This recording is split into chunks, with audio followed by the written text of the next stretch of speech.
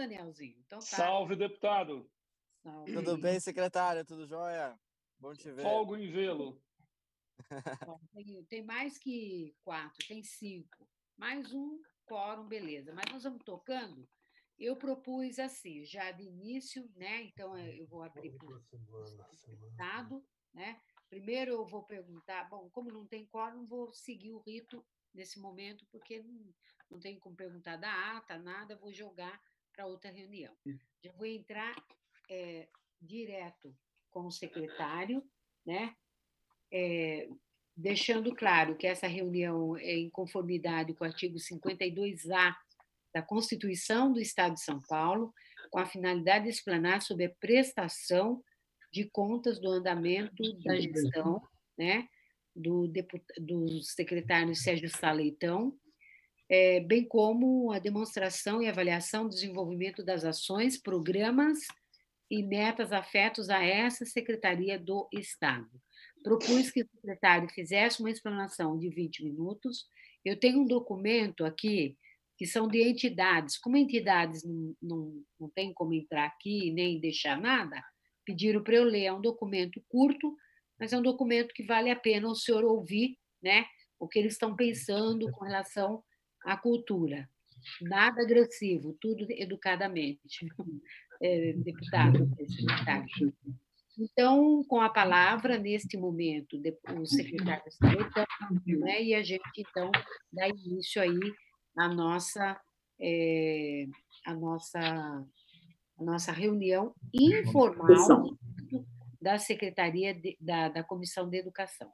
Registrando a presença do nobre deputado Zé Américo, né, que é também um lutador como nós, aí em torno por cultura, né, educação e cultura, né? Muita satisfação tê-lo aqui, deputado. E vamos, então, passar a palavra para o... Obrigado. Por 20 minutos. Vamos lá. Maravilha. Muito obrigado, deputada. Eu agradeço muito à comissão pelo convite, pela oportunidade. Importantíssimo que possamos regularmente prestar contas da nossa atuação, não apenas ao Legislativo, mas, sobretudo, à população representada pelo Legislativo. Eu vou tentar aqui ser bastante objetivo. Eu preparei uma apresentação. Essa apresentação pode ser compartilhada com os deputados, com as lideranças. Não vou apresentar aqui todas as telas, porque eu me estenderia muito além dos 20 minutos, né? Mas, enfim, vou tentar fazer aqui uma síntese, indo aqui ao mais importante, né? Bom, nós estamos trabalhando nesta gestão no governo do governador João Dória com um conceito fundamental no que diz respeito à cultura e à política pública de cultura. Esse conceito diz que arte, cultura e economia criativa significam, representam desenvolvimento humano, econômico e social. Portanto, nós estamos falando de um setor que, na minha visão, é estratégico, tem uma importância capital junto com a educação, junto com a saúde, junto com o desenvolvimento econômico e outras áreas do governo, a segurança pública também. É assim que o governador João Dória tem tratado essa área. Nós temos procurado trabalhar nesse período valorizando o setor e o seu potencial de contribuição para o desenvolvimento do Estado, qualificando a política pública de cultura e economia criativa, incluindo, por exemplo, a dimensão de mensuração de resultados, que era algo que estava ausente, valorizando as instituições culturais do Estado e o papel do governo de São Paulo na área. Nós temos no governo de São Paulo um acervo de instituições culturais de altíssimo nível, muito relevantes para o Estado e para o país. Isso, inclusive, é uma singularidade de São Paulo, e nós precisamos destacar e valorizar e aperfeiçoar isso, né? Temos procurado enfatizar a melhoria da gestão e a ampliação dos resultados, sobretudo no que diz respeito ao alcance, ampliação do acesso, e, finalmente, trabalhamos muito a dimensão do aumento da eficiência e da eficácia no uso dos recursos dos contribuintes de São Paulo, ou seja, fazer muito mais com os mesmos recursos, né? Potencializar os reais dos nossos cidadãos e cidadãs. Bom, nós lidamos com um setor que é, como eu disse, chave para o desenvolvimento econômico, humano e social do Estado, do país e do mundo, e um setor que está entre os principais da economia global, também da economia brasileira e da economia de São Paulo. É um setor que, no mundo, movimenta algo em torno de 2,23 trilhões de dólares, o que equivale ao PIB da Rússia. No que diz respeito ao Brasil, 2,64% do PIB brasileiro, 4,9 milhões de postos de trabalho, mais de 300 mil empresas e instituições, um setor que vinha crescendo antes da pandemia, naturalmente, a uma taxa média anual de 4,6% ao ano, portanto, bem acima da média da economia brasileira. Um setor que tem uma altíssima capacidade de contribuição em termos de geração de renda, geração de emprego, geração de identidade, de senso de pertencimento, qualificação dos indivíduos e, portanto, impacto em desenvolvimento. É um setor também onde o investimento, seja público, seja privado, tem um efeito multiplicador muito alto, né? Em 2018, eu estava no Ministério da Cultura, fizemos um estudo por meio da FGV para mensurar o impacto da Lei Rouanet ao longo da sua história. A FGV chegou à conclusão de que, para cada R$1 de renúncia, a Lei Rouanet injetou na economia R$1,59.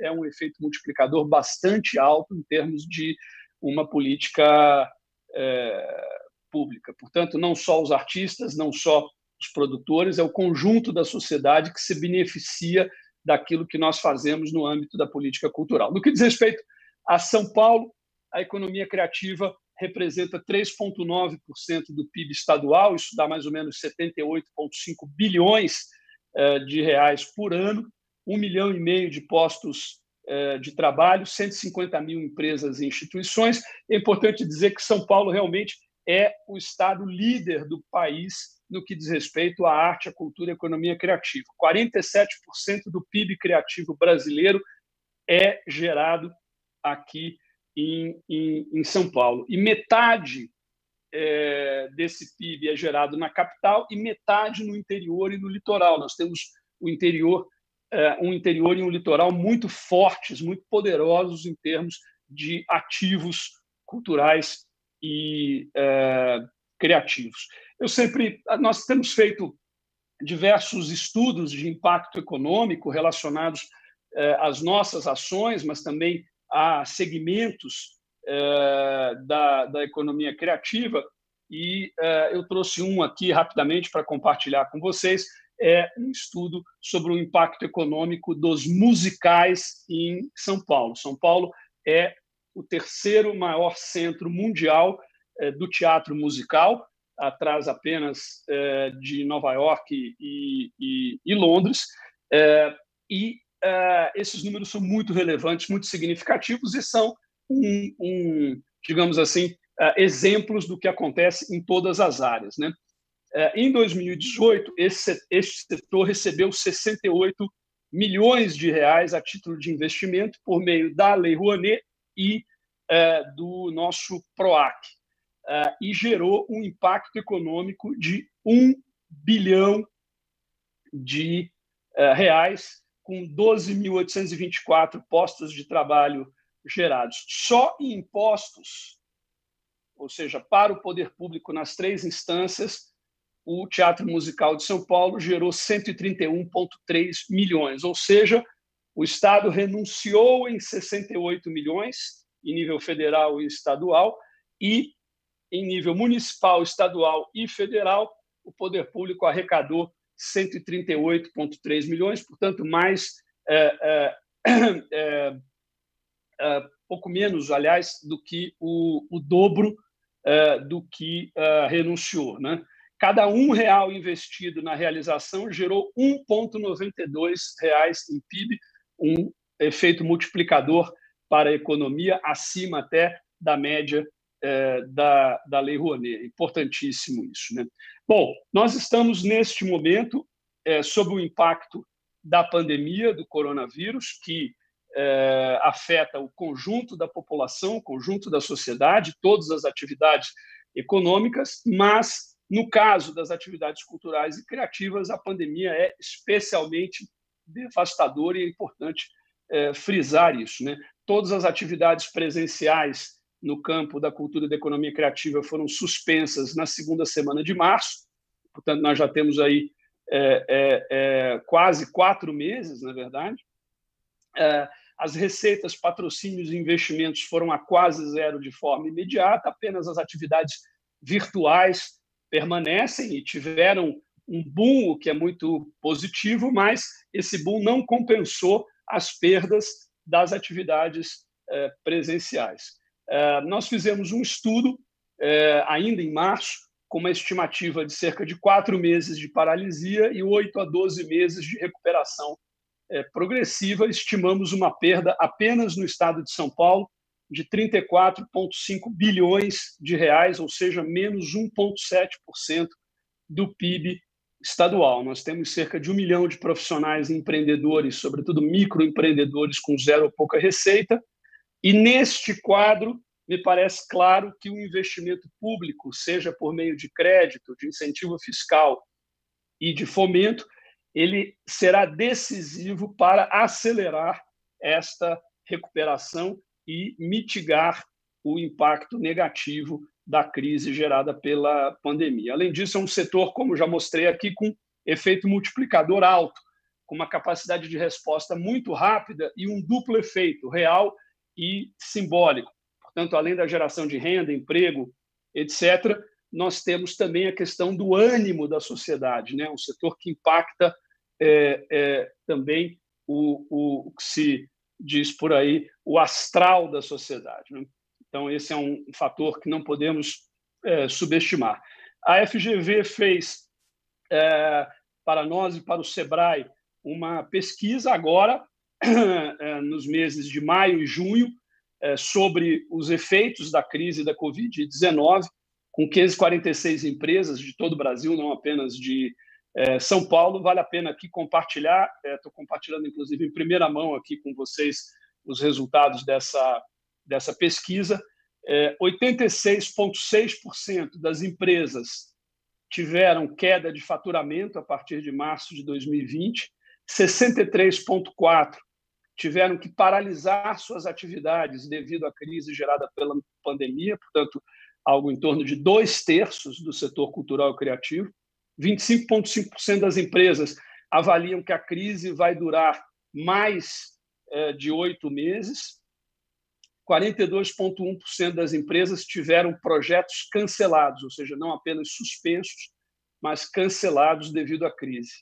E, finalmente, 19,3% das empresas realizaram demissões devido à crise gerada pela pandemia. Esse número, obviamente, só não foi maior por conta daquelas MPs do governo federal que permitiram redução de jornada, suspensão temporária do contrato de trabalho, etc. Basicamente, o setor só retornará o patamar de geração de PIB de 2019, aqueles números que eu mencionei antes, em 2022. Portanto, a recuperação se estenderá até 2022. E nesse período agora, 2020, 2021, a FGV estima uma perda total de 69,2 bilhões de reais, e metade disso no estado de São Paulo. Bom, este é o quadro em relação à crise gerada pela pandemia, né? Eu vou passar aqui algumas telas que tratam do nosso planejamento estratégico. Acho importante as pessoas saberem que nós fizemos, em 2019, um planejamento estratégico para os 4 anos de gestão, estabelecendo missão, visão, diretrizes, princípios, metas, etc. Fizemos agora uma revisão, sobretudo no que diz respeito às metas, né? Mas eu apenas deixo isso aí na apresentação para quem quiser se aprofundar, né? Eu vou aqui para essa tela de eixos de atuação. Basicamente, tudo que a Secretaria faz pode ser agrupado em 4 eixos, né? O eixo número 1 é o fomento à produção cultural independente e co-investimento com prefeituras. Aqui nós temos o PROAC ICMS, o PROAC Editais, o Juntos pela Cultura e outros programas. O eixo número 2 é a gestão das instituições culturais do Estado.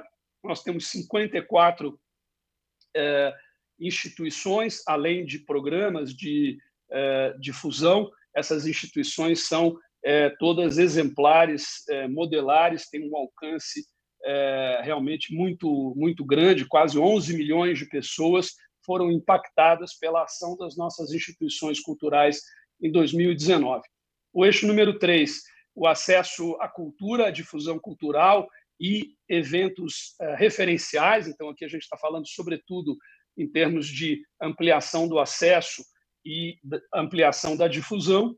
E o eixo número 4 é a preservação do patrimônio histórico e cultural, preservação e valorização. Então, tudo que nós fazemos se enquadra nesses 4 eixos. A secretaria é uma secretaria que tem 206 servidores, com 129 cargos comissionados.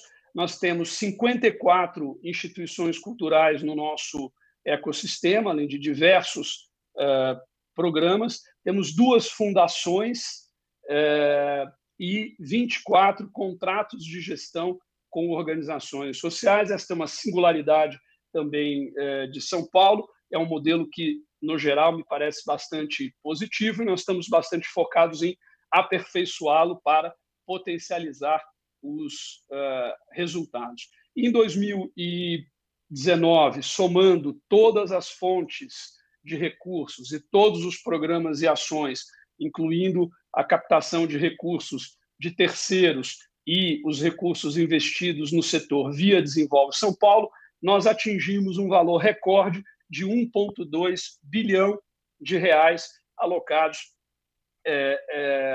no setor cultural e criativo. Isso aí é alguma coisa em torno de 5 vezes o que o segundo estado que mais aportou recursos para a área cultural, o valor que esse estado alcançou, né? Então, a gente pode dizer que em 2019, São Paulo investiu 5 vezes mais em cultura do que o segundo estado que mais investiu.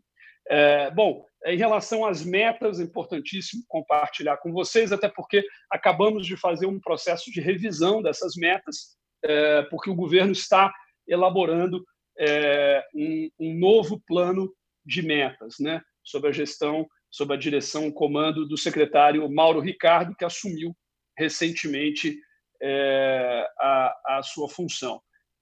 Nós temos 9 metas no âmbito da secretaria que integram esse plano de metas do Estado de São Paulo, e essas metas são as seguintes. A primeira, concluir a obra de restauro e ampliação e inaugurar o novo Museu do Ipiranga com a realização do Festival do Bicentenário da Independência do Brasil.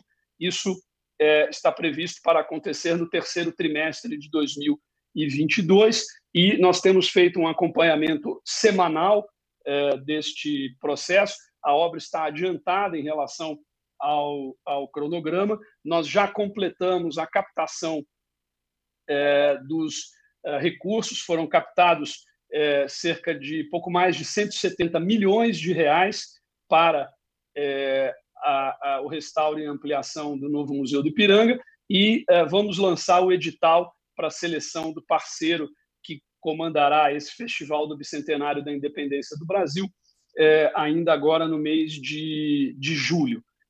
Bom, número 2, concluir a obra de restauro e ampliação e inaugurar o novo Museu da Língua Portuguesa. A obra já foi concluída. Nós viabilizamos em 2019 os recursos que faltavam e nós vamos inaugurar o museu no primeiro trimestre de 2021. Obviamente não é possível inaugurá-lo agora por conta da pandemia. Nós temos aí pelo menos um semestre para fazer a implantação do conteúdo do museu, né?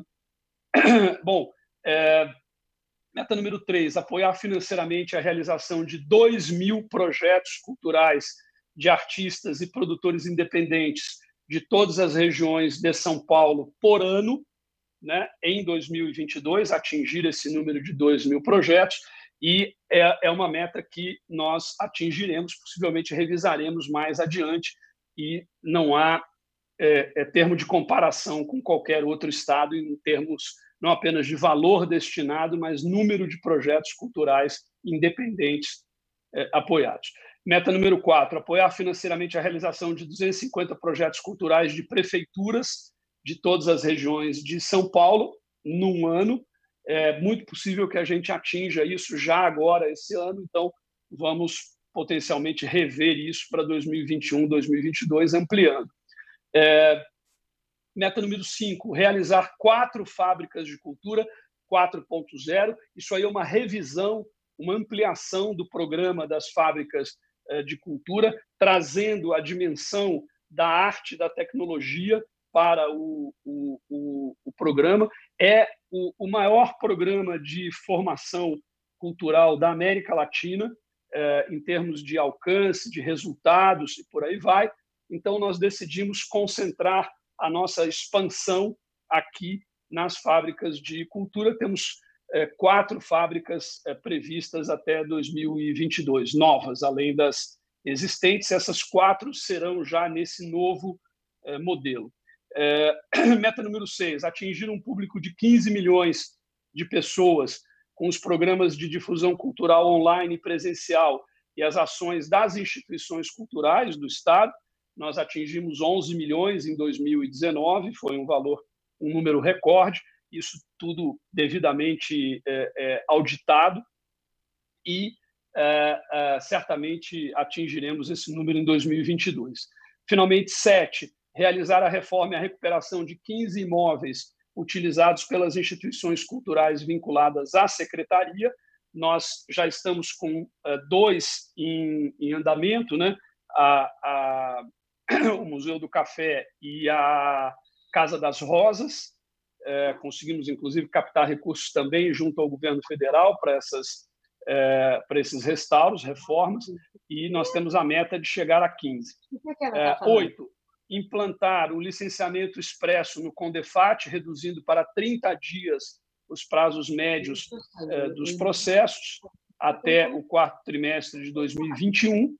E, finalmente, 9, apoiar financeiramente os planos de negócios de 250 empresas do setor cultural e criativo por meio de linhas de crédito e investimento na Desenvolve São Paulo.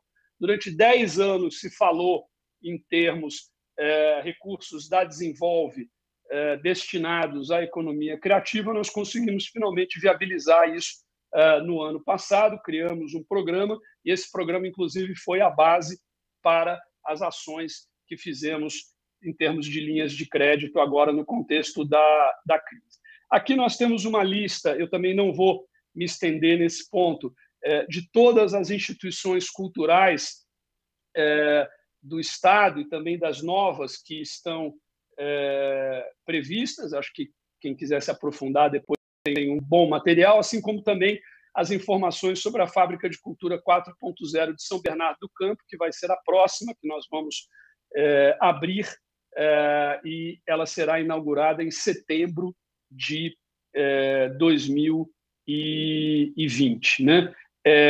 Eu gostaria apenas, até para já encerrar aqui a minha apresentação, falar das nossas realizações em 2020 até agora, muitas delas, inclusive, sob o impacto da crise da pandemia. Bom, ainda em março, nós viabilizamos uma linha de crédito de capital de giro no âmbito da Desenvolve São Paulo no valor de 500 milhões de reais. Esses recursos se esgotaram em um mês e, desde então, nós temos procurado capitalizar a Desenvolve com recursos do BNDES e de outras fontes, né? Mas essa linha teve um acesso recorde, sobretudo no mês de abril. Essa era uma linha para empresas com faturamento de até 10 milhões de reais e crédito de até 5 milhões de reais por empresa. Nós também lançamos, em parceria com a Secretaria de Desenvolvimento Econômico, uma linha de microcrédito no Banco do Povo, aí uma linha voltada para empresas com faturamento de até 360 mil reais e operações de até 20 mil reais. Com 200 milhões de reais, essa linha, isso também se esgotou muito rapidamente. Em meados de maio também já não havia mais recursos. Nós lançamos a plataforma de streaming e vídeo por demanda Cultura em Casa, que é um programa de difusão por meio digital, é algo que já estava no nosso horizonte, no nosso planejamento. Eu falei disso aqui na Assembleia, na Alesp, no ano passado, e, por conta da crise da pandemia, nós aceleramos o lançamento. Em pouco mais de 2 meses de atividade, os mais de 600 conteúdos disponibilizados já tiveram mais de 1 milhão de visualizações. Isso é uma importante ferramenta de ampliação do acesso da população a conteúdos culturais de qualidade e ampliação da difusão cultural também.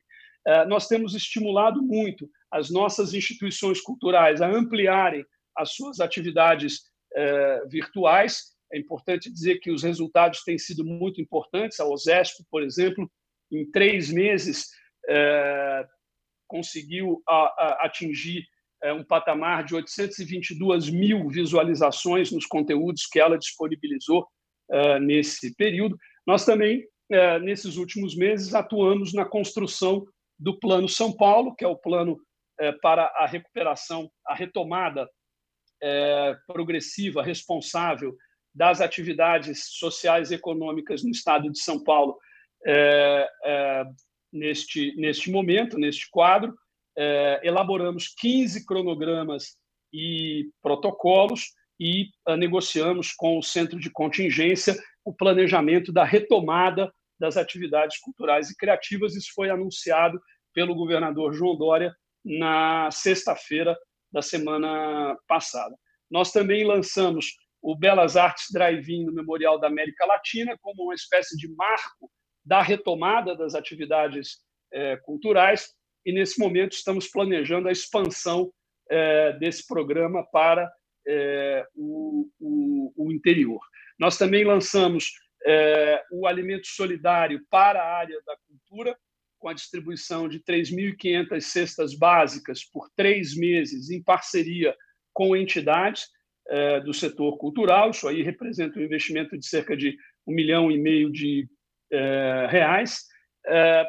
Estamos nos preparando para lançar agora, na próxima sexta-feira, o PROAC Editais, que terá um valor recorde, também um número recorde de projetos apoiados.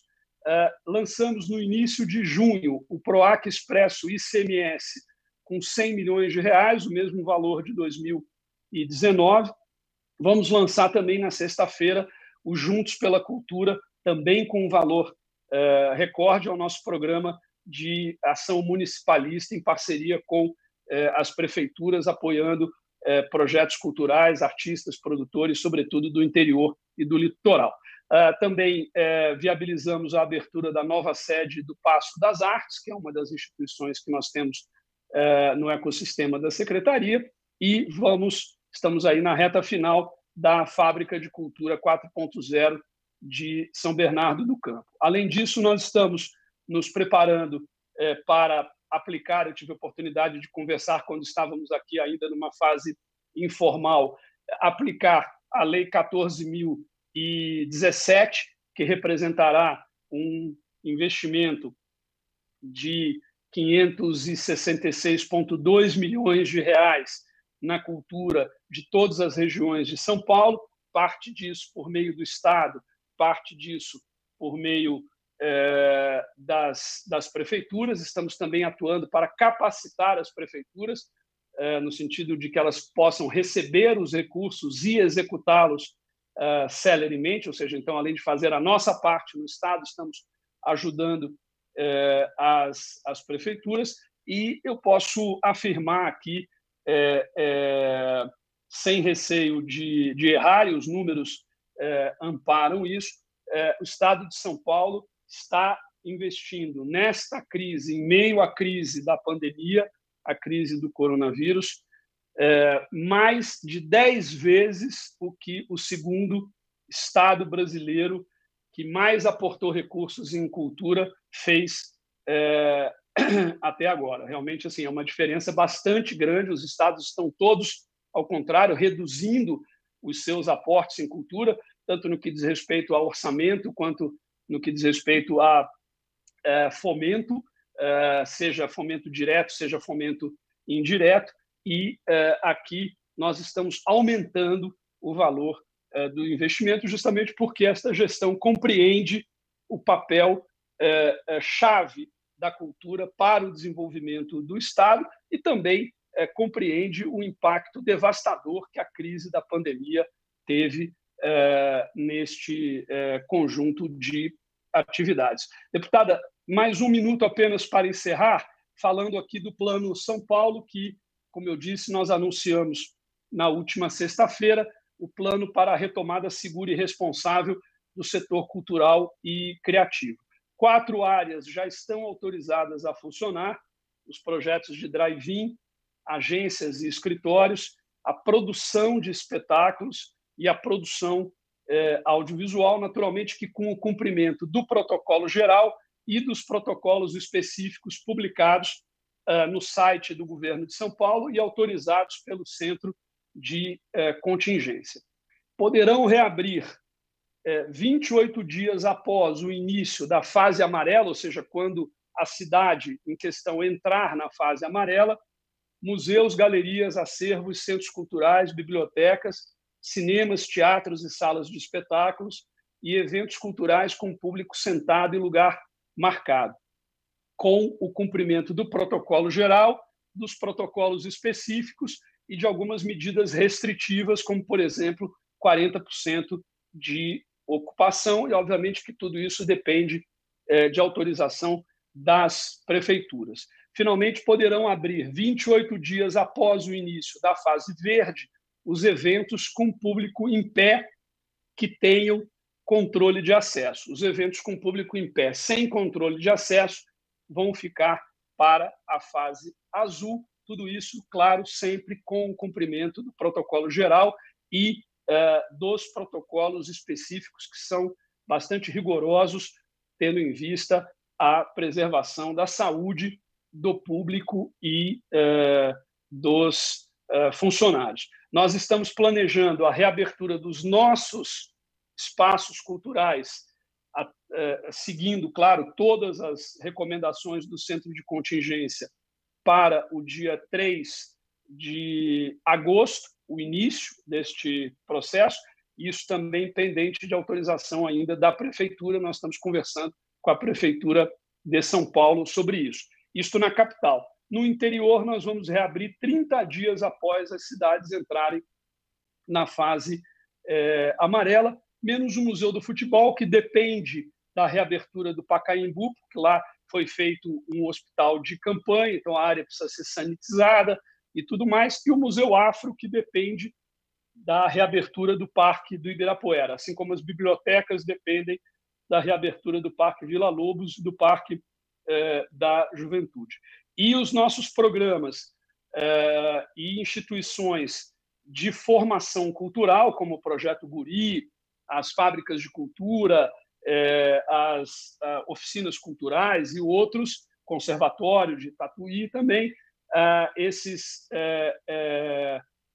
essas instituições e esses projetos reabrirão a partir do dia 8 de setembro, conforme o calendário de retomada da Secretaria de Educação, ou seja, nós vamos seguir o que as determinações do Centro de Contingência para a área da educação. E, como eu disse, finalmente eu paro por aqui. Nós estamos tomando todas as providências para fazer uma execução célere dos recursos da Lei 14.017/20. Isso aí representa o maior investimento já feito em cultura com recursos federais na história do país. É algo muito relevante que exige, além de celeridade, também muito rigor e muito cuidado com os recursos públicos. Muito obrigado pela atenção. Eu me coloco à disposição dos senhores deputados, senhoras deputadas, para responder as perguntas. Bem, nesse momento, eu já havia dito que eu vou ler e expressa um pouco do que eu também acho com relação a como tem sido, né, a gestão da cultura, com algumas observações. Depois tem o Gianazzi, a Alessi e o Zé Américo, né? Então, eu vou ler, secretário, até por conta de que, como não é um documento meu, não é uma fala minha, é importante que eu expresse da forma como está. E eu não vou levar mais que o meu tempo regimental, né? Então, vamos lá. Nos 3 meses da grave crise sanitária que assola duramente o setor, até a presente data, as únicas atitudes efetivamente tomadas que servem pequena parcela de produtoras e produtores culturais do Estado foi a concessão de crédito bancário oferecido a juros considerados baixos, 1,2% ao mês, e a criação de uma plataforma streaming Cultura em Casa, com o custo de R$ 1 milhão, para exibição de eventos contratados a critério exclusivo dos senhores secretários, de artistas independentes que merecem todo o respeito e admiração, mas que representam uma pequena parte da produção cultural do Estado de São Paulo. Nenhuma ação emergencial foi realizada para assegurar a preservação de espaços culturais independentes que estão fechados desde março deste ano e continuam arcando com suas despesas ou de suprir as consequências geradas pela súbita estagnação da possibilidade de realizar trabalho por produtores culturais informais e trabalhos contratados ou em vias de ser de grupos coletivos, artistas, pequenos produtores e cooperativas. O governo do Estado, através de sua secretaria, abandonou à própria sorte aproximadamente 650 mil trabalhadores da cultura. Aliás, isso muito debatido com o líder da casa, Carlão Pinhatari, que debateu muito conosco isso na bancada de oposição. E 2 mil espaços culturais dentro do Estado de São Paulo, o mais rico da federação e maior produtor cultural do país. Carta Capital, 20 de abril de 2020, né? Esta foi a referência. Em resposta à ausência de políticas públicas emergenciais para esta grande parte produtiva do setor, a Frente Parlamentar em Defesa da Cultura da Lesp, juntamente com movimentos culturais diversificados do Estado de São Paulo, criou o PL 253/2020, prevendo ajuda emergencial para produtoras e produtores culturais no valor de um salário mínimo estadual e ajuda emergencial para espaços culturais no valor de R$ 3.500, ainda em tramitação na Casa Legislativa, embora muito longe de ser votado e mais ainda ser aprovado. Diante da dificuldade da votação do referido PL, as bancadas do PT, PSOL, PCdoB apresentam emenda ao PL 350/2020, o chamado projetão, apresentado pelo presidente da Lesp, votada e aprovada nas últimas semanas, a fim de que parte do PL 253/2020 pudesse ser contemplado minimamente e assim amenizar os enormes prejuízos e dificuldades enfrentadas pelo setor cultural. A emenda tal qual sugerida foi ignorada, e outra que apenas autoriza o Executivo a criar um programa de apoio emergencial aos trabalhadores da cultura e aos espaços, sem se remeter a valores, nem obrigar sua execução, foi aprovado em seu lugar. O orçamento da Secretaria do Estado da Cultura foi aprovado e constava da LOA de 2020. Muitas despesas foram contidas por causa da pandemia, e alguns programas, como o PROAC, editais que atingem a produção do Estado como um todo, não foram lançados, apesar de contar com seu orçamento sem motivos justificados. O PROAC e ICMS, por sua vez, foi aberto para captação há 2 semanas, e apesar de todo o setor estar paralisado, acredita o senhor secretário que empresas irão investir em projetos culturais. Há muito mistério nos motivos que o senhor secretário faz questão de não colocar em transparência pública. A situação é grave. 3 meses após o início do fechamento das atividades culturais, espaços estão fechando definitivamente suas portas e trabalhadores e trabalhadoras da educação estão sem recursos para a sua sobrevivência, que dirá reerguer-se após esta crise.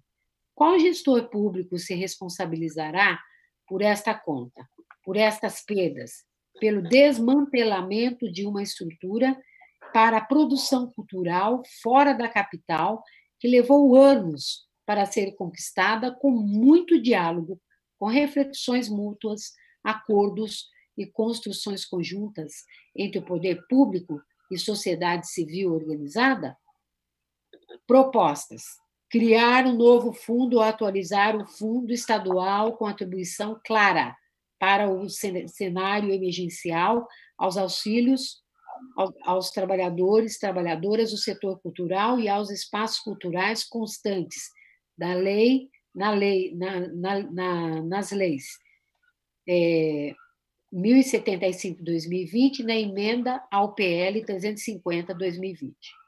Para a gestão do referido fundo, deverá ser constituído um comitê gestor com a participação de representações do setor cultural exclusivamente para a gestão e execução deste fundo. Os recursos advindos através da Lei 1075/2020 são da ordem de 64 milhões ao Estado de São Paulo. Propomos que este valor seja dobrado com recursos do Estado destinado ao fundo em função da extensão das consequências da pandemia para esse setor. Que o edital referente ao PROAC editais seja lançado imediatamente, sob pena, se isto não ocorrer, desses recursos ficarem impossibilitados de ser executados em 2020 e esse direito do setor cultural ficar ainda mais distante do acesso. Por que não lançou o PROAC editais em março ou abril, que sempre foi a data que eram lançados, e que, se tivesse cumprido o que sempre se fez, muitos espaços e artistas estariam sendo beneficiados e salvos nesse momento.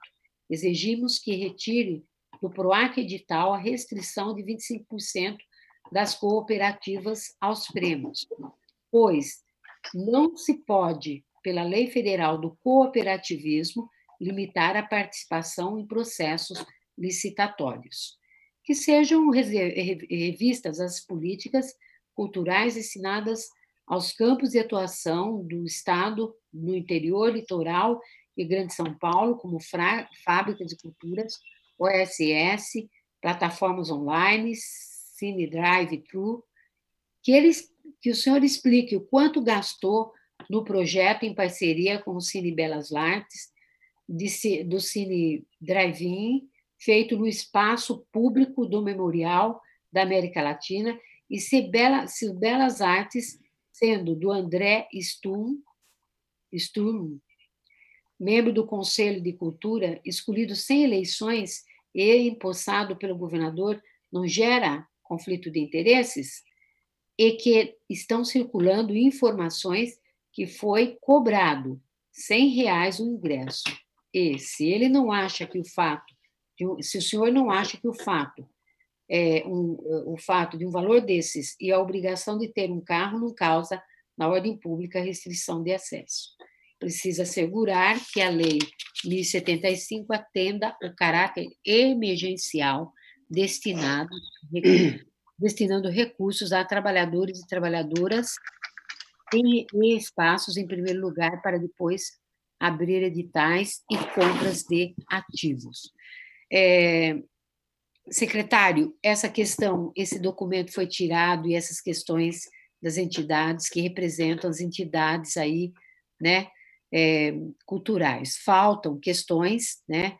Eu vou passar a coordenação dos trabalhos, até porque chocou uma questão, mas passo a coordenação dos trabalhos para o deputado Daniel José. Você está na linha, Daniel? Daniel?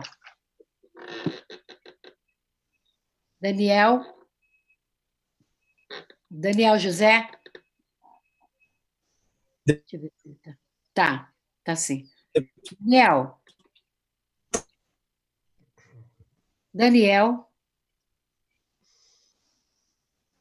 Ué, Daniel José estava aí. Daniel José? Sim.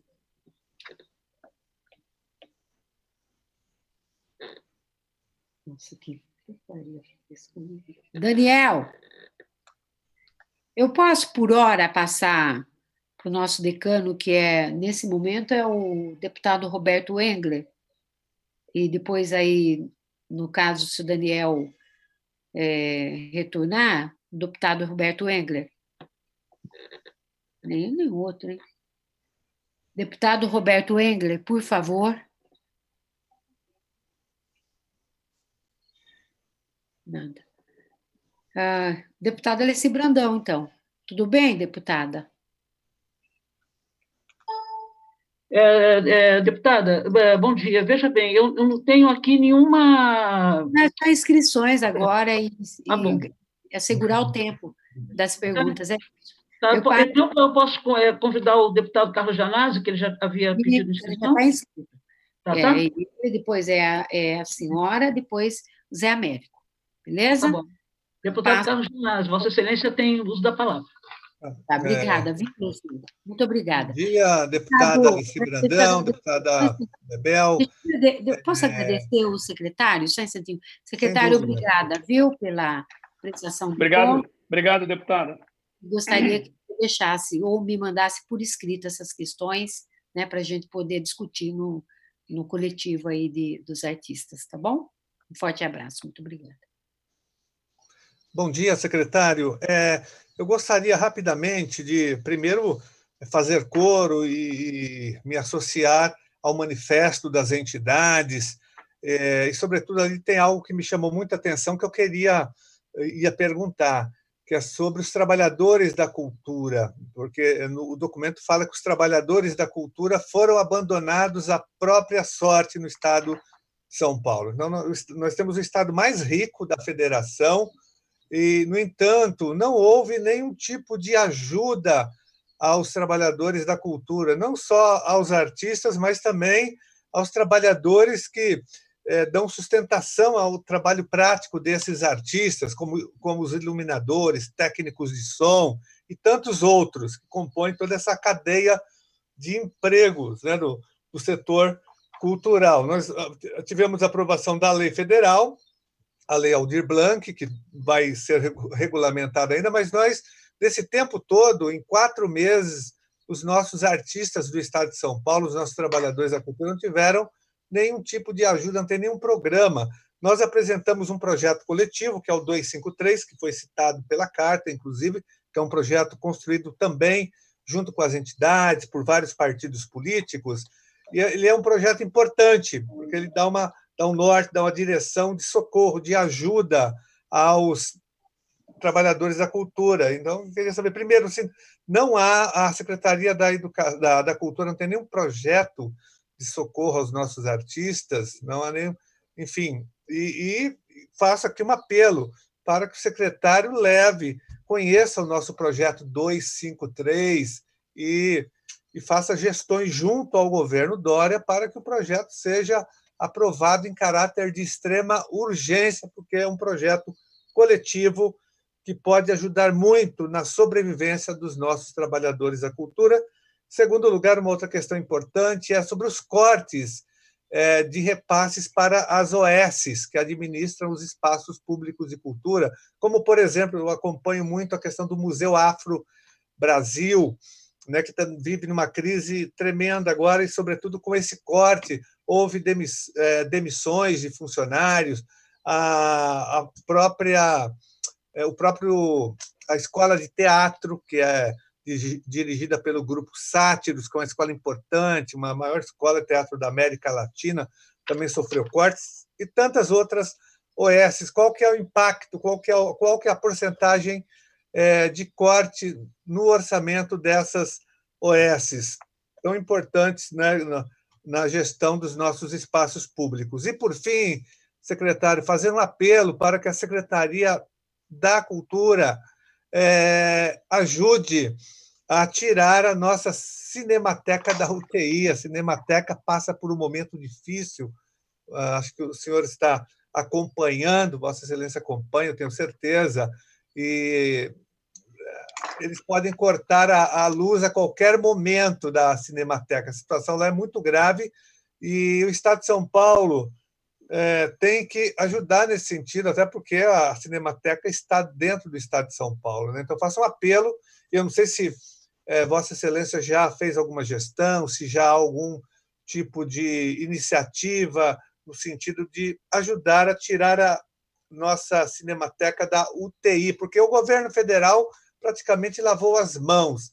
Me parece que não tem nenhuma intenção, e não é do DNA do governo federal investir em cultura. Se depender do governo Bolsonaro, ela será incendiada, a Cinemateca. Então, cabe ao governo estadual e ao municipal. Nós já conversamos, inclusive, com o secretário municipal, né, pedindo a ele que faça gestões nesse sentido, junto ao prefeito, e também que Vossa Excelência apresente alguma proposta de ajuda à Cinemateca para que ela não seja, basicamente, ela corre um sério risco de incêndio, é o que os trabalhadores da cultura estão dizendo nesse momento. São essas três questões, então.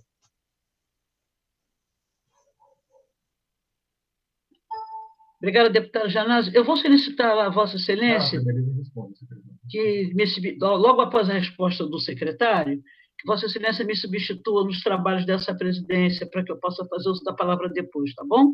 Ok. Com a palavra, senhor secretário. Obrigado, deputada. Bom, vamos lá.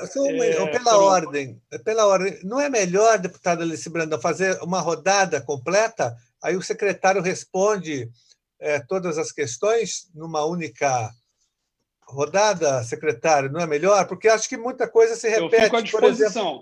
Por exemplo, eu fiz questionamentos da carta que a professora Bebel tinha colocado, o José Américo vai falar, Alice Brandão também, aí Vossa Excelência responde de uma vez uma proposta que eu estou fazendo.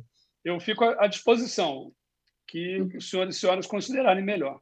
Pode ser, deputada Alice? Pode ser sim, deputado, com certeza. Então, Vossa Excelência já pode fazer as perguntas depois do José Américo e ele responde e fecha. Senhor secretário Saleitão, prazer em revê-lo. Antes de qualquer coisa, eu queria agradecer a sua assessoria, que as poucas vezes que eu estive lá na secretaria para levar algumas questões, fui recebida lá com muita atenção, com muito carinho pela sua equipe. A gente tem que também fazer esse agradecimento. Veja bem, secretário, eu não vou me estender muito. Eu começo já com a história, né, da cultura no estado de São Paulo, porque desde que eu entrei nessa casa, isso aconteceu em 2011, a gente percebe que na hora do orçamento é o menor orçamento que é destinado à cultura. A gente sempre brigou pelos 2%, enfim, mas nunca conseguimos essa vitória. É sempre 0, alguma coisa, não chega a 1% o que é destinado para a Secretaria de Cultura. É lamentável porque, como já foi dito aí, o Estado de São Paulo é o mais rico economicamente, o Estado de São Paulo é o maior produtor cultural que existe no Brasil, tudo bem. né? O senhor apresentou aí uma série de ações, enfim, todas elas muito bem relatadas. Agora, eu sou uma pessoa que me dedico sempre à questão popular, à questão dos projetos, né, que vêm de periferia, que vêm do interior, enfim, e essas políticas públicas nem sempre são fortes, né, para esse segmento. O que eu queria perguntar para o senhor é que, uma vez que a pandemia, né, ela limitou o conjunto dessas práticas culturais, às quais correspondiam alguns valores, né, para o uso nesse período, muito bem. O remanejamento dos recursos economizados com cortes e restrições dos programas culturais, como é que ficou isso? Porque com a pandemia teve uma série de modificações. Eu queria saber, esses recursos foram destinados para onde? Como é que ficou? Já que parou tudo, ninguém recebeu mais nada, né? Tem outra questão também, as ações da Secretaria para os pequenos coletivos culturais, os artistas de circuito alternativo, principalmente das periferias, do interior e do litoral, né? Quais foram as ações que a Secretaria fez? Até porque muita gente não tem a mesma condição de quem está mais próximo da capital, né? E tampouco que não fazer empréstimos, mesmo nas linhas de crédito de juro baixo que o governo criou. E também é do nosso conhecimento que a Secretaria está aí discutindo as ações da Lei Aldir Blanc, que, aliás, eu quero parabenizar a Benedita da Silva e a Jandira Fegali, que foi a relatora. O auxílio emergencial do setor cultural. Não tem ainda a data para a liberação desse dinheiro, que a gente até agora não sabe quando é que esse dinheiro vai sair, né? É uma coisa do governo federal, e quando sair, o senhor já disse, inclusive, quanto é que vai para o Estado, quanto vai para o município, para o Estado em si, né? Qual vai ser o critério que vai ser usado para a divisão desse dinheiro aí, né? São 500 milhões, né, que vem para São Paulo. Então, dos 3 milhões, 500 milhões irão para São Paulo. Uma parte vai ficar aqui com o Estado e a outra parte para os municípios. Porque um Estado que tem 645 municípios, a gente tem que ter uma lupa para poder enxergar direitinho a necessidade de cada um, que a gente sabe que todo mundo vai precisar de recurso, mas eu queria saber como é que vai ser feito esse critério, quem vai ser o responsável por isso, como é que vai ser analisada essa questão que nos interessa muito. E, para terminar, eu queria saber se as emendas impositivas dos deputados, se tem previsão de pagamento das mesmas, já que elas podem ajudar, especialmente as OS, né, e reduzir danos por causa da economia. E também saber como é que esse pessoal, que tem muita gente da cultura que não tem acesso à secretaria, né, não tem recursos, não tem instrumentos, inclusive, de tecnologia, para acessar a secretaria. Eu queria saber como é que está a visão, o olhar, né, do senhor secretário em relação a essas questões. Apenas isso. Eu quero retomar a presidência e chamo para fazer o uso da palavra, pelo prazo regimental, o deputado José Américo. Ele tem a palavra, deputado. Bom dia, deputada Alice Brandão, na condição de presidenta da nossa comissão. Bom dia, senhores deputados, Janazzi, Engler, Daniel, e bom dia, secretário. Queria saudar o senhor por ter vindo até essa casa, acho que é muito importante nesse momento que a gente possa ter um diálogo, né, já que os diálogos não são tão simples com a secretaria sem esse tipo de reunião aqui, né? Eu tenho tentado, às vezes, conversar com o senhor por telefone e tal, o senhor tem estado muito ocupado nesses últimos dias e a gente não pôde conversar, mas, de qualquer forma, estamos aqui. Eu, inclusive, tentei falar com o senhor, porque eu gostaria de saber, o líder do governo está aí presente, se eu não me engano, Carlão Pignatari, queria saber o seguinte: nós aprovamos aqui, na nossa casa, um projeto dos deputados relativos à mitigação aí dos problemas causados pela pandemia. Foi votado por todos nós. Embora tenha sido de caráter autorizativo, isso foi feito a pedido do líder do governo, Carlão Pignatari, de que nós aprovássemos, no caráter autorizativo, porque ele garantia que ia ter execução. Diz respeito a duas coisas. A primeira delas está mencionada no projeto: auxílio para a manutenção de pelo menos 2.000 espaços, até 2.000 espaços no estado de São Paulo. Né? Seria uma forma de dar conta, digamos assim, seria indiretamente uma ajuda para manter os espaços abertos, e com isso a gente também estaria ajudando os artistas. Né?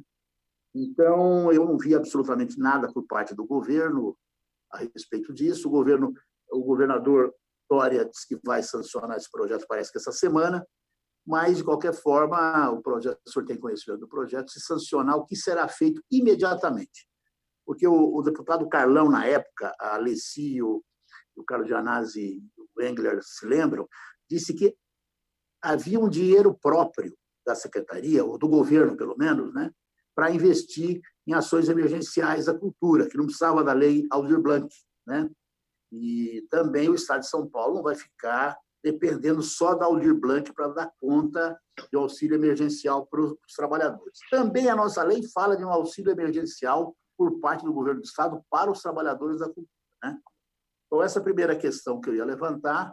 Quero também me solidarizar com o manifesto das entidades, que o Carlos Gianazzi fez referência, que foi lido pela Bebel. Eu acho que ele traz, na verdade, todas as grandes questões que nós estamos enfrentando. Né? Tem um problema relativamente grave na secretaria, isto que o Carlos Gianazzi se referiu, que não houve nenhuma ação de natureza emergencial nesses 4 meses por parte da secretaria. Né? E as nossas emendas impositivas, como como lembrou a Alessi Brandão, elas têm tido muita dificuldade de execução pela secretaria. Né? Eu, inclusive, no próximo ano, quero dizer que vou tentar outros métodos, mas eu acho que emenda na Secretaria da Cultura é muito difícil. Eu tive uma emenda liberada, Alessi, da área de cultura. Ela teve 10 expedientes, ou seja, 10 vezes houve proposta de mudança, houve pedido de mais informação, uma coisa aqui, acolá, né? Então, um negócio assim, praticamente impossível de acontecer. Né? Assim, não acontece isso em secretaria nenhuma. Né? Então, eu estou retirando as minhas baterias da Secretaria da Cultura no ano que vem, é isso que eu queria dizer. Infelizmente, eu tenho emendas esse ano, né? E eu não sei o que vai acontecer com elas. Bom, dando prosseguimento, eu tinha mais duas questões para me referir. Né? Duas questões para me referir. A questão do PROAC Editais, o Carlos Gianazzi fez uma referência importante. Por que ele demorou tanto para sair? Né? Ele geralmente sai em março e abril, e agora está saindo só agora. De todo modo, antes tarde do que nunca, está saindo, está bom. Esperamos que seja cumprido. Por último, a questão que eu levei para o senhor, junto com o presidente da Cooperativa Paulista de Teatro, a gente conversou isso há uns 6 meses, que é a questão dos 25%, quer dizer, restringir a ação das cooperativas a 25%, no caso do PROAC Edital, não só injusto, como também não é contra a lei. E as cooperativas estariam tendo uma restrição, né? Estaria tendo uma restrição na sua atuação. Né? Então, queria que o senhor revisse isso, pedi para o senhor rever esse ponto. Né? Ainda tenho para acrescentar essa questão que a Alessi colocou sobre como é que nós vamos controlar a execução da verba dos recursos da Lei Aldir Blanc, né, no Estado de São Paulo, com relação aos municípios e tal, e mesmo com relação ao recurso para ficar na Secretaria de Cultura. Né? A ideia é criar aqui, no âmbito da Comissão de Educação e Cultura, uma comissão para acompanhar a execução desses recursos, tanto no âmbito do Estado quanto no âmbito dos municípios. E os artistas também estão constituindo uma comissão de artistas, advogados, etc., para acompanhar. Né? É importante que a gente acompanhe para que o recurso seja executado na sua integralidade e o dinheiro não fique empossado por aí, né? Como às vezes nossas emendas ficam, né, Alessi? Supostamente nossas emendas estão com o dinheiro amarrado desde o ano passado. Né? Então, para usar a expressão do cara do governo, a única coisa boa que ele fez foi gerar essa expressão, o dinheiro, se ele não é usado para pagar a emenda da Alessi ou a minha emenda, ele fica empossado. Né? Ele não está sendo usado para nada, que é muito ruim no momento desse. Né? Então, nós temos que trabalhar nessa direção, né?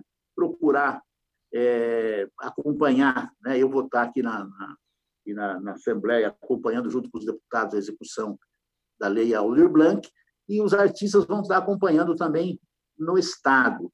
Queria saber da parte do secretário o que a Secretaria vai fazer para fazer esse acompanhamento, né? Então, em resumo, era isso que eu gostaria de chamar a atenção, né?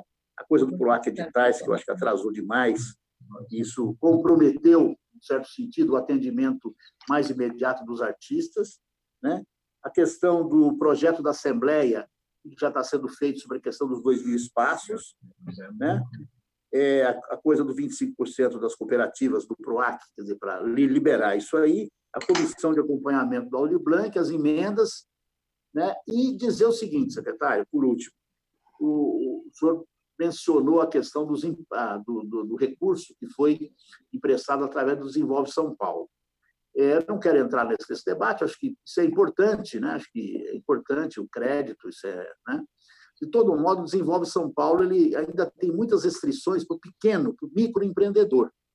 Não é uma coisa que diga respeito imediatamente ao senhor, mas diz respeito ao governo, né? Tem muita dificuldade para o microempreendedor poder pegar dinheiro aí, né? Eu, quando imaginava crédito para a gente atacar emergencialmente a situação do setor, estava imaginando um crédito mais desburocratizado, mais fácil. De todo modo, está feito, né? Outras questões, como, por exemplo, os investimentos aí no drive-in do memorial, mais a questão do Belas Artes, etc. Eu não vou entrar nessa discussão agora. Eu vou mandar um pedido de informação por escrito para o senhor e para o secretário de governo, depois que vai chegar para o senhor, né? Mandar uma série de questões que eu acho que isso aí são questões específicas, não é o mais importante aqui. E quero também chamar a atenção aqui para a votação do projeto 253, que as pessoas fizeram referência a ele, e ele dá uma resposta mais abrangente para a questão da cultura nesse momento da pandemia, né? Então, é importante que ele seja votado, e uma vez votado, executado. Mas também não é uma coisa que diga respeito diretamente ao senhor, apenas que eu acho que é importante o senhor tomar conhecimento desse projeto, porque ele vai ajudar a Secretaria. Ele vai ajudar a Secretaria se ele for aprovado. É isso, basicamente. Muito obrigado pela sua presença aqui, secretário. Bom, feitas as perguntas, eu passo a palavra ao senhor secretário para que faça as suas considerações. Tem a palavra, senhor secretário. Maravilha. Muito obrigado pelas perguntas aos deputados e deputadas. Eu vou tentar aqui fazer uma resposta sintética a todas. Espero cobrir todas as perguntas e questões que foram formuladas. Vamos lá. Em relação a essa questão das linhas de crédito, como eu disse, nós lançamos não apenas a linha de crédito de capital de giro na Desenvolve São Paulo, mas também lançamos uma linha de microcrédito também para capital de giro no âmbito do Banco do Povo. Então, as duas linhas se complementam. A linha da Desenvolve São Paulo ela é mais voltada para empresas pequenas e médias, e a linha do Banco do Povo mais voltada para micro e pequenas empresas. Com isso, a gente conseguiu cobrir esse espectro, das micro até as médias empresas do setor cultural, e tivemos, enfim, milhares de operações aí realizadas, né? Vamos lá. Em relação a essa questão específica das emendas, em primeiro lugar, a liberação dos recursos para o pagamento das emendas depende da Casa Civil. Isso é feito de maneira centralizada na Casa Civil. Os senhores deputados sabem disso, né? O que nós fazemos no âmbito da Secretaria em relação às emendas para a área cultural é zelar pela boa aplicação desses recursos, que são recursos públicos e precisam ser tratados como tais. Essa questão específica aí da emenda que o deputado José Américo mencionou era uma emenda voltada para a cooperativa de dança. Foi necessário fazer diversas reuniões e tomar diversas medidas para que os recursos pudessem ser, de fato, destinados com critérios e padrões republicanos. E a nossa equipe atuou de forma dedicada e célere, junto com a assessoria do deputado. Então, o deputado, sua assessoria, sabe disso, justamente para auxiliar, inclusive, a cooperativa de dança a poder receber os recursos de acordo com o que prevêem as leis, né? Não há diferença nenhuma em termos de procedimentos em relação às emendas entre as secretarias. A liberação acontece de maneira centralizada pela Casa Civil, naturalmente que com autorização da Secretaria de Fazenda, porque é necessário que os recursos existam, né? E depois as secretarias tomam as providências de acordo com as leis e normas vigentes para que os recursos cheguem. Nós damos toda a atenção, ao contrário, assim, nós temos uma postura totalmente pró-emendas e colocando toda a nossa assessoria técnica junto com os gabinetes dos deputados para criar as condições para que os recursos sejam efetivamente destinados. Em relação a essa questão do acompanhamento da aplicação da Lei 14.017/20, e também a deputada Alessi Brandão fez uma pergunta sobre a questão aí de prazos, etc. Bom, nesse momento, a lei, para ser aplicada, ela precisa de duas medidas do governo federal. Uma é a regulamentação, que precisa ser expedida pelo Ministério do Turismo. E, em segundo lugar, o presidente da República precisa editar uma medida provisória com o crédito dos recursos, né? Então, nós, obviamente, estamos no âmbito do Fórum dos Secretários Estaduais de Cultura, pressionando o governo federal e cobrando o governo federal em relação a isso. Sobre a aplicação aqui em São Paulo, os critérios são os critérios da lei. A lei é bastante detalhada, naturalmente que a regulamentação vai detalhá-la ainda mais, mas, enfim, está tudo lá. Qual é o critério de divisão de recursos entre estados e municípios e depois, em relação à destinação desses recursos, nós vamos trabalhar aqui para cumprir o que está na lei. E acho que é muito bem-vindo este acompanhamento por parte do Legislativo e também por parte da sociedade civil. O nosso papel é executar. Nós vamos receber os recursos e executaremos esses recursos. No caso do Estado, estabelecendo justamente um programa de renda básica para profissionais da cultura, do conjunto do Estado.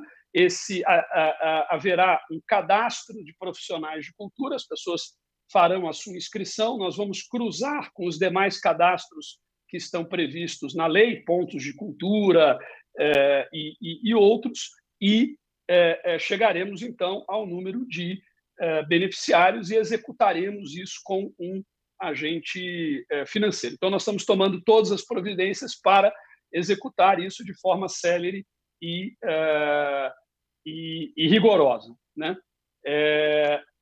E acho que é muito bem-vindo esse acompanhamento, assim como certamente o Ministério Público fará o seu acompanhamento. Enfim, todas as instâncias de fiscalização e controle devem atuar para que, tanto no âmbito do Estado quanto dos municípios, haja tanto a celeridade quanto o rigor na destinação desses recursos, que são muito bem-vindos. Em relação a essa questão das cooperativas, nós já tivemos oportunidade de discutir esse assunto, eu discuti, inclusive, também algumas vezes com as cooperativas. A medida foi tomada após uma determinação da Procuradoria-Geral do Estado, justamente com o objetivo de ampliar o acesso às linhas do PROAC, permitir que mais produtores independentes, que não são cooperativados, que não pertencem a cooperativas, também pudessem ser contemplados. Então, o espírito foi um espírito ao contrário, não de restringir, mas de ampliar o acesso. E a medida foi muito bem vista e saudada por um vasto contingente de produtores independentes. O que nós fizemos foi dizer que uma cooperativa pode, no máximo, ter, numa linha do PROAC, 25% de projetos contemplados. Ou seja, dos 100% de projetos contemplados, 25%, até 25% podem ser de uma cooperativa, justamente para criar espaço para que outras cooperativas e também outras formas de organização, de instituição, grupos, coletivos, indivíduos, etc., também possam ter acesso, né? Então, foi uma medida democratizante. Essa questão aí da legalidade, uma das cooperativas ingressou em juízo e não conseguiu a liminar, né?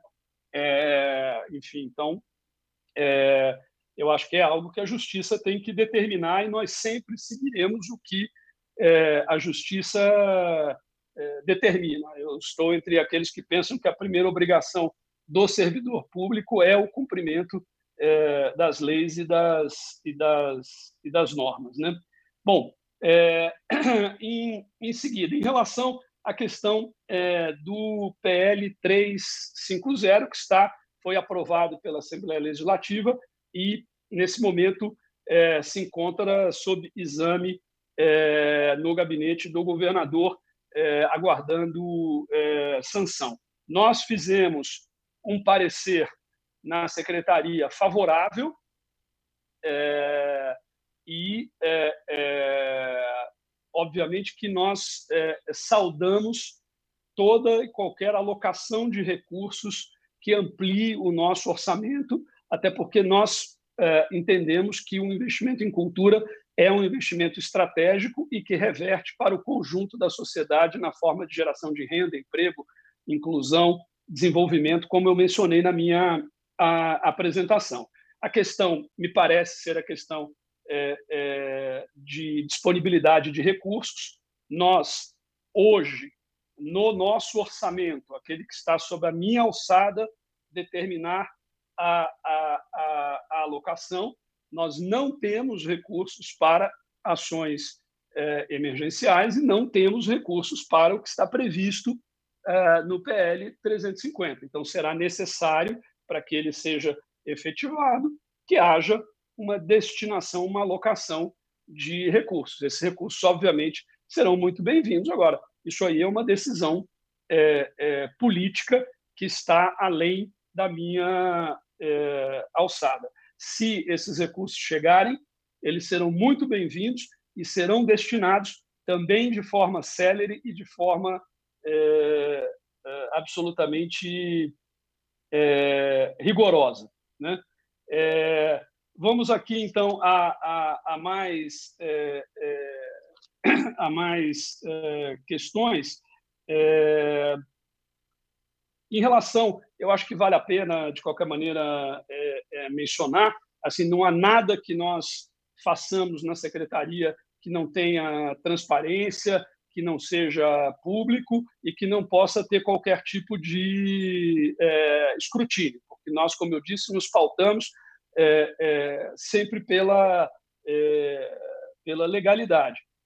Não houve investimento com recursos do Estado no Belas Artes Drive-In, no Memorial da América Latina. Houve uma parceria feita entre a Secretaria, o Memorial e o Cine Belas Artes, que é um cinema de rua histórico de São Paulo, um dos poucos espaços de cinema autoral, independente, que nós temos na nossa cidade, um dos mais importantes do Brasil. E, por meio desta parceria, o Memorial cedeu o espaço para o Cine Belas Artes com uma participação nas receitas, um percentual nas receitas para remunerar o memorial. Todo o risco do empreendimento, investimento, custo, etc., foi arcado pelo empreendedor, que é o Belas Artes. O drive-in é um sucesso, abriu espaço para N outros projetos de drive-in, que essa era a nossa intenção mesmo, quer dizer, fazer o primeiro para destravar isso, e marcou o início da retomada das atividades culturais na nossa cidade, no nosso estado, com um custo zero para o Estado. E agora nós estamos justamente tratando de, por meio do MIS, do Museu da Imagem e do Som, criar projetos semelhantes em municípios onde ainda não houve drive-in, e com isso a gente consegue ampliar bastante o acesso.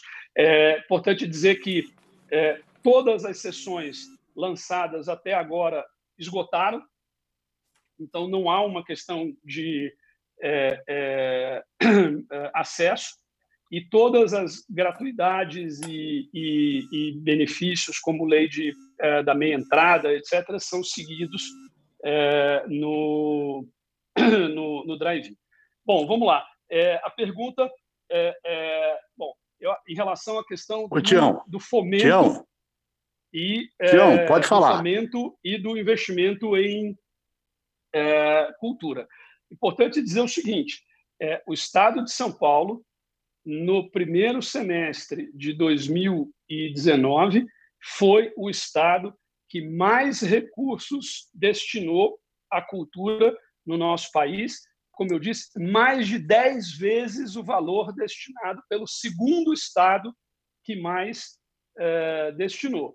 Nós lançamos o PROAC ICMS com 100 milhões de reais no início de junho, e, ao contrário do que diz o texto do manifesto, nós já tivemos, só no primeiro mês, no mês de junho, mais de 15 milhões destinados a projetos culturais por meio do PROAC.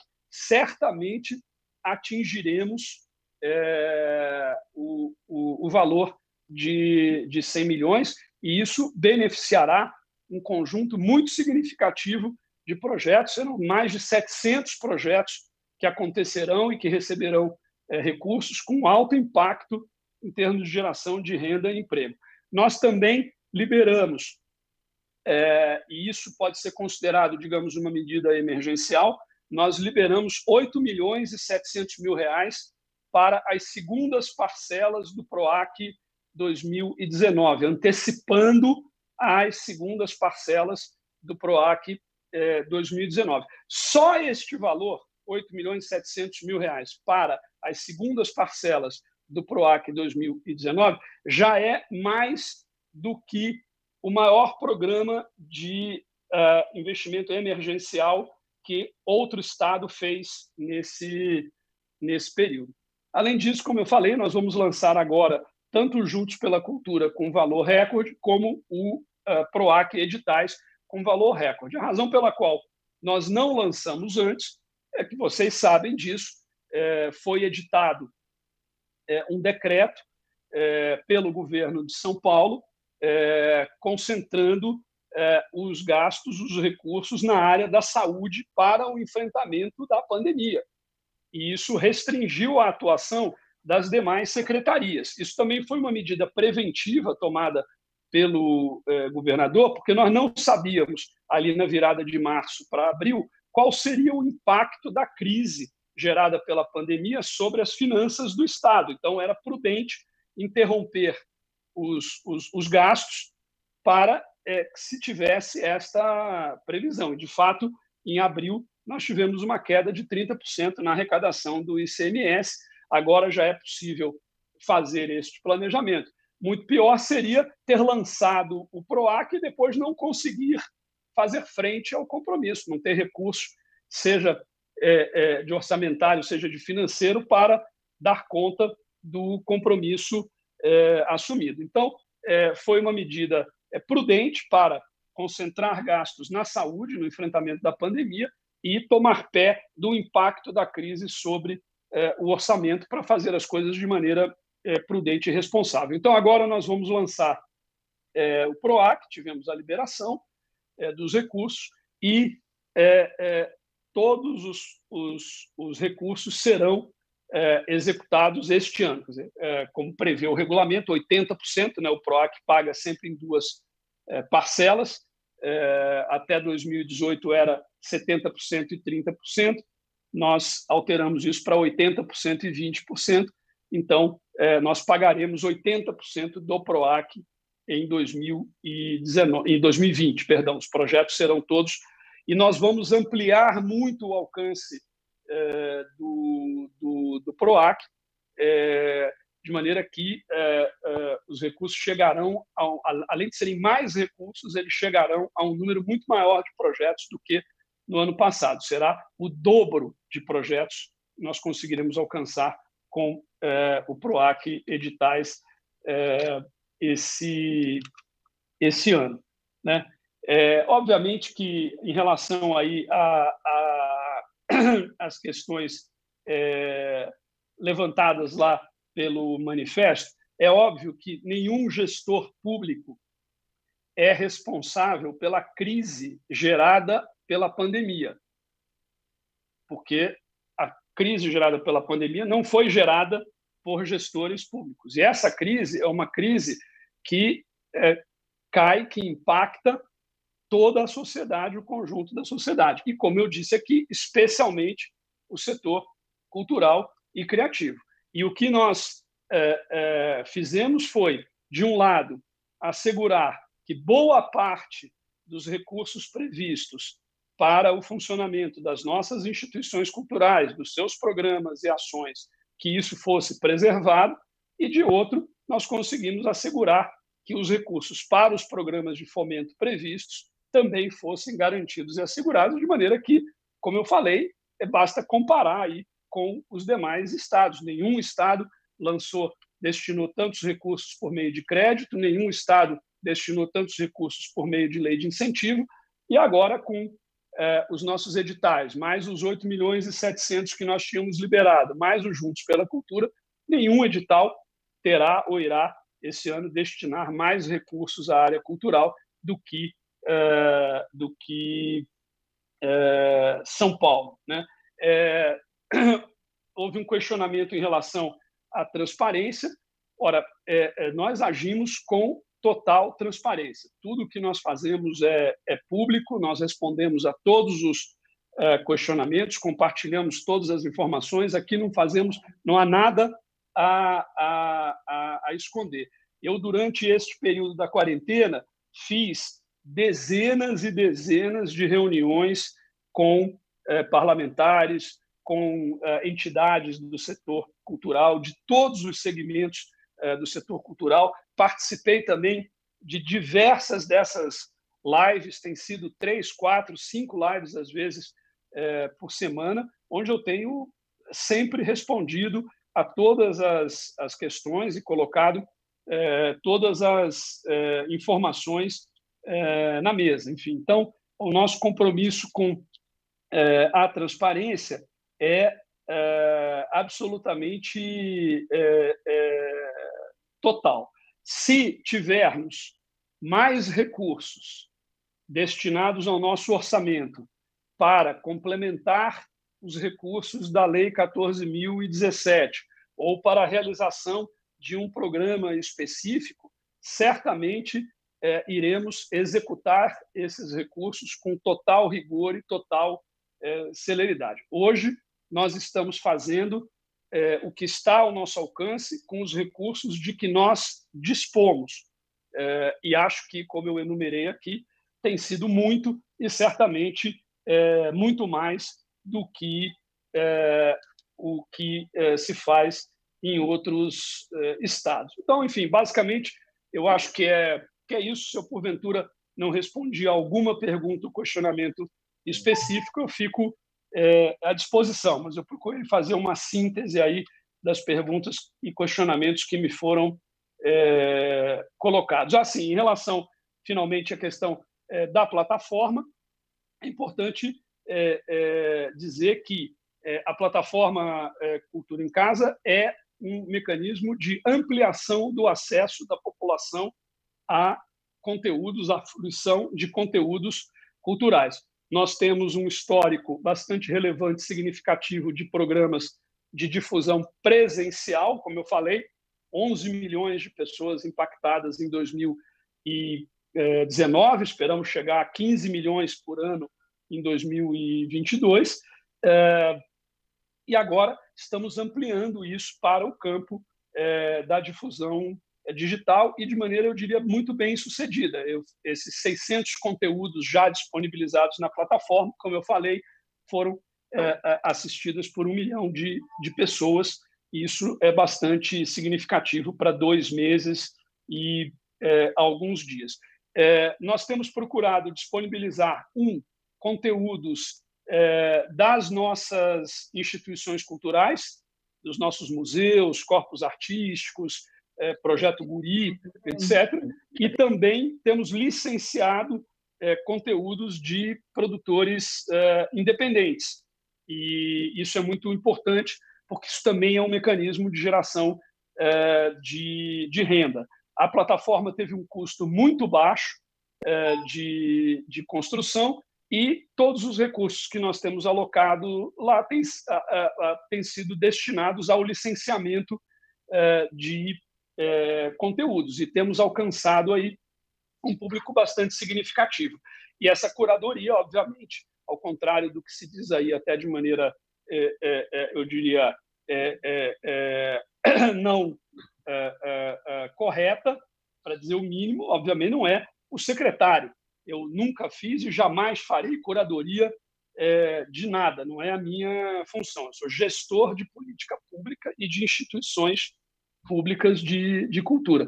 Temos lá, na organização social que faz a gestão desse programa, curadorias independentes que selecionam esses conteúdos, procurando justamente dar conta da diversidade cultural do nosso Estado, os vários estilos, gêneros, linguagens, etc. Essa é a diretriz, e nós acompanhamos e fiscalizamos isso. Então, é basicamente isso que eu gostaria de dizer, e, obviamente, sigo à disposição de vocês. Muito obrigada, senhor secretário. Pela ordem, deputado Zé Américo.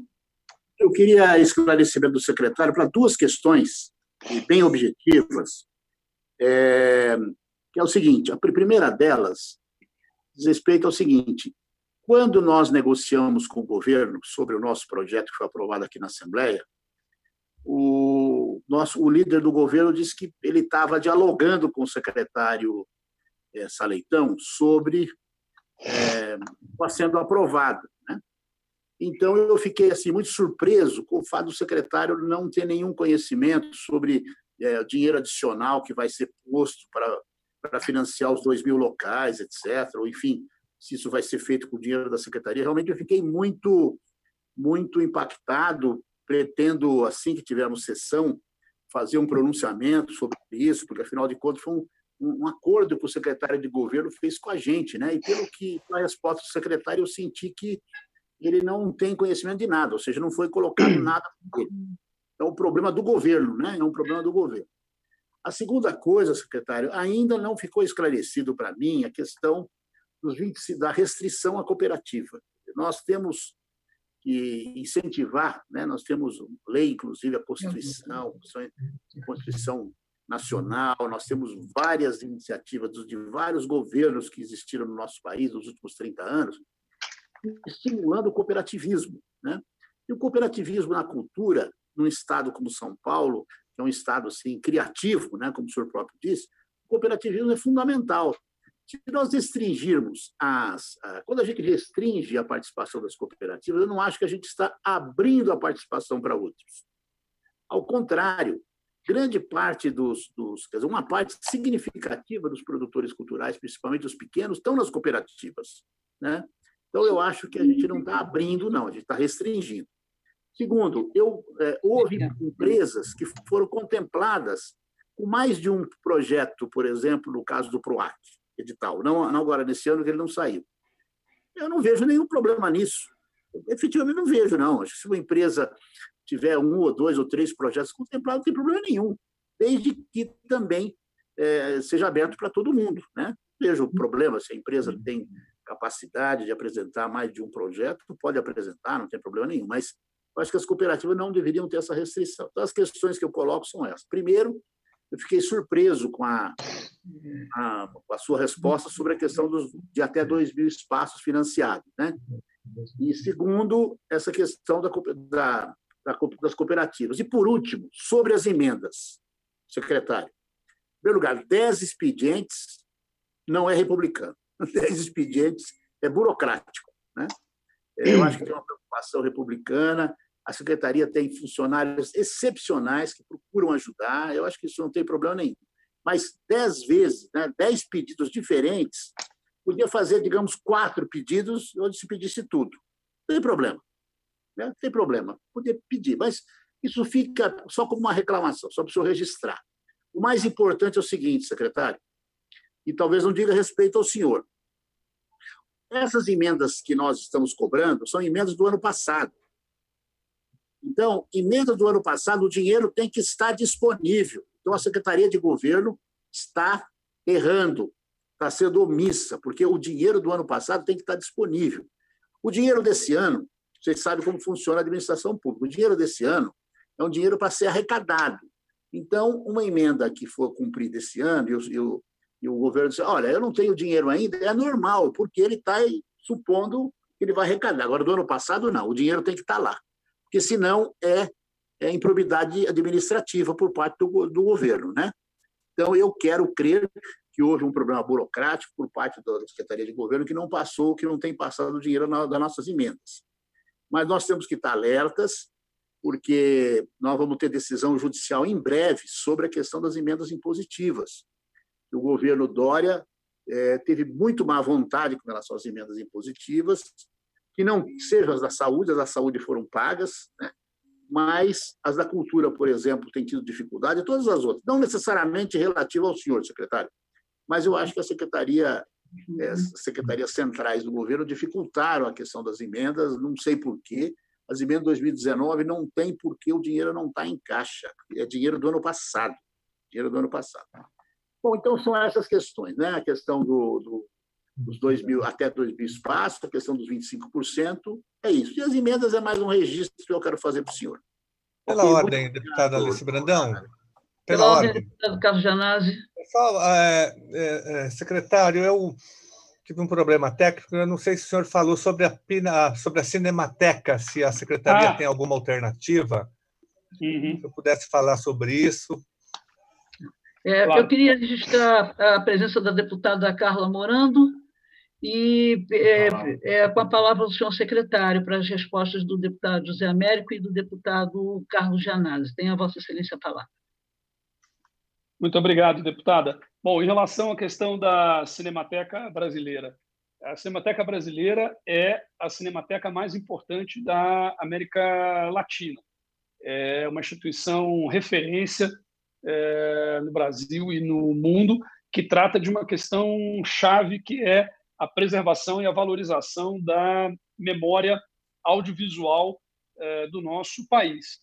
É importante a gente lembrar que a Constituição brasileira, nos artigos 215 e 216, estabelece como função do poder público a preservação e a valorização do patrimônio cultural do país. Isso é chave para o nosso desenvolvimento.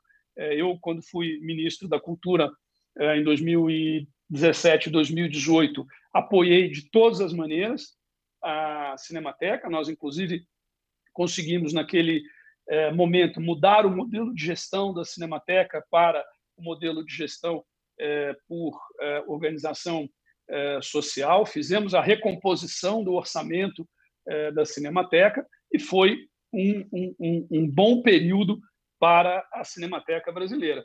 Inclusive, fizemos também a conexão com a Ancine, de maneira que a Cinemateca fez a gestão da linha inédita que nós criamos no Fundo Setorial do Audiovisual. Naquele momento, pela primeira vez, se fez uma linha para apoiar projetos de restauro de filmes, séries e demais conteúdos audiovisuais. Esse programa foi gerido pela Cinemateca, foi um programa de 21 milhões de reais com recursos do fundo setorial. Enfim, então, demos todo o apoio, portanto, acho que, como várias outras pessoas, e como o deputado Gianazzi também, eu sei que tem sido bastante atuante, eu sou um entusiasta da Cinemateca e sempre procurei contribuir e ajudar a Cinemateca. Essa situação atual é uma situação muito preocupante,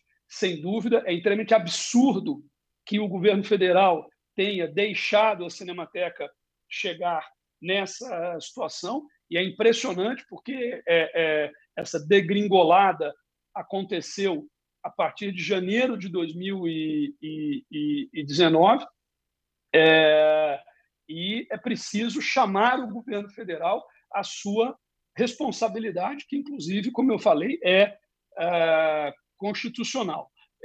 Eu procurei, assim que tive, foi em março, assim que tive informações mais concretas, objetivas sobre a situação desesperadora da Cinemateca, eu procurei a então secretária de Cultura do governo federal, Regina Duarte, e me coloquei à disposição para ajudar e para contribuir no sentido de encontrar uma saída. E sondeia sobre, inclusive, essa possibilidade de ou o Estado ou o município assumirem a gestão da Cinemateca.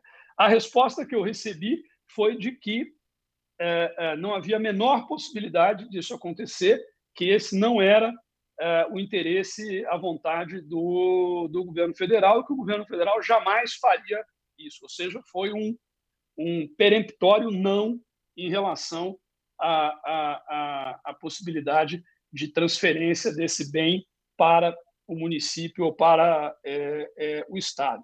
Acho que talvez haja um caminho, deputado, pelo município, e já falei com o prefeito, inclusive, que nós nos colocaremos à disposição também para ajudar a prefeitura nisso, porque o imóvel e o terreno pertencem ao município.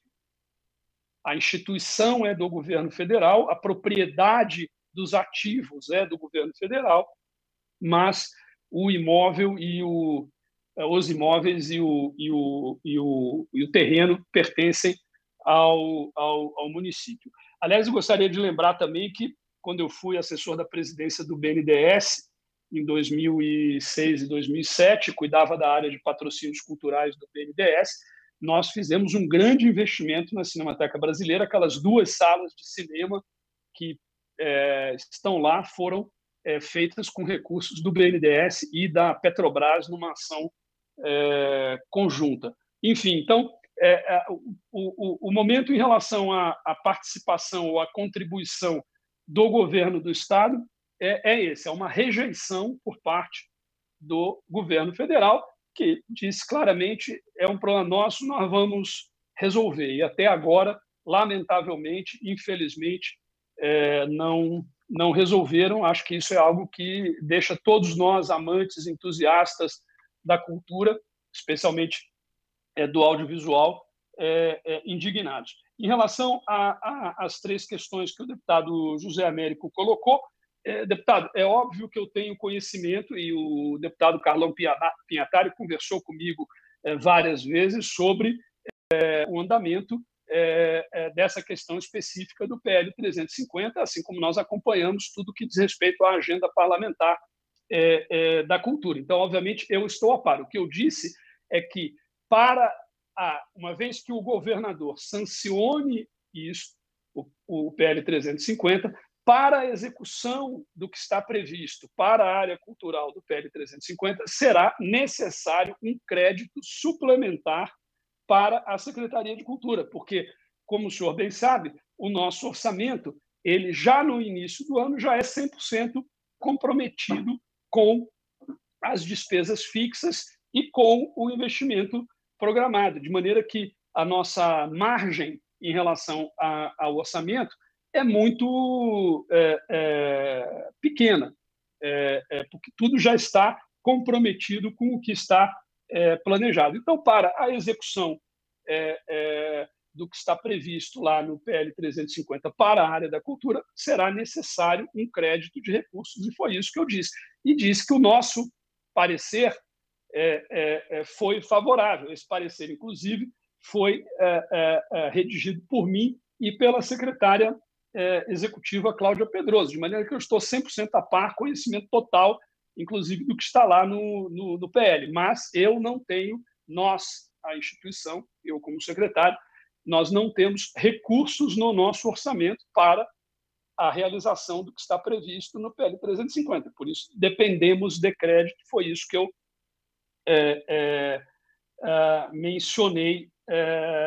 mencionei aqui.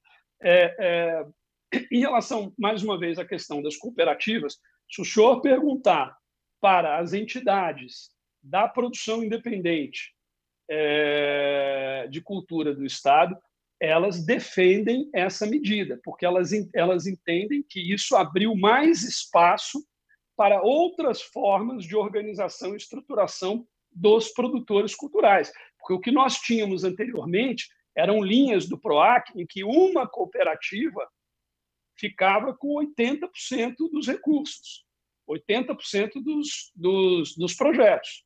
É claro que nós queremos estimular o cooperativismo e queremos estimular todas as demais formas de organização e profissionalização do setor cultural. E ao limitar, ao dizer que uma cooperativa pode ter um máximo de 25%, ou seja, 1/4 dos projetos, isso não é uma limitação muito grande para a cooperativa e, por outro lado, abre espaço, abre caminho para outras cooperativas e para outras formas de estruturação, MEIs, EIRELIs, limitadas, etc., terem também oportunidade. Assim, o PROAC fica mais democrático, mais inclusivo e mais amplo. Esta é a nossa visão e foi o parecer da Procuradoria-Geral do Estado, que, inclusive, nos sugeriu esta decisão. Né? Em relação às emendas, deputado, nós tomaremos sempre todas as decisões que sejam necessárias para zelar pelo bom uso dos recursos públicos. Né? Se a entidade que vai receber o recurso ela não cumpre as exigências legais, nós não podemos destinar o recurso para ela. Agora, nós atuamos de uma maneira pedagógica. Então, nós fazemos as reuniões, recebemos eles, ajudamos, capacitamos, porque o nosso interesse, o nosso objetivo é que os recursos sejam destinados à finalidade. A gente quer que a entidade receba. E fazemos tudo que está ao nosso alcance para isso. Então, são essas questões que eu queria colocar. Muito obrigada, senhor secretário. Pergunto se mais alguém deseja fazer uso da palavra.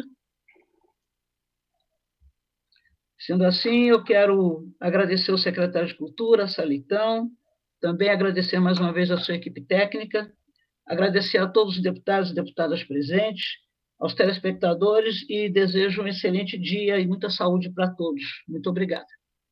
Muito obrigado, deputada. Um ótimo dia a todos.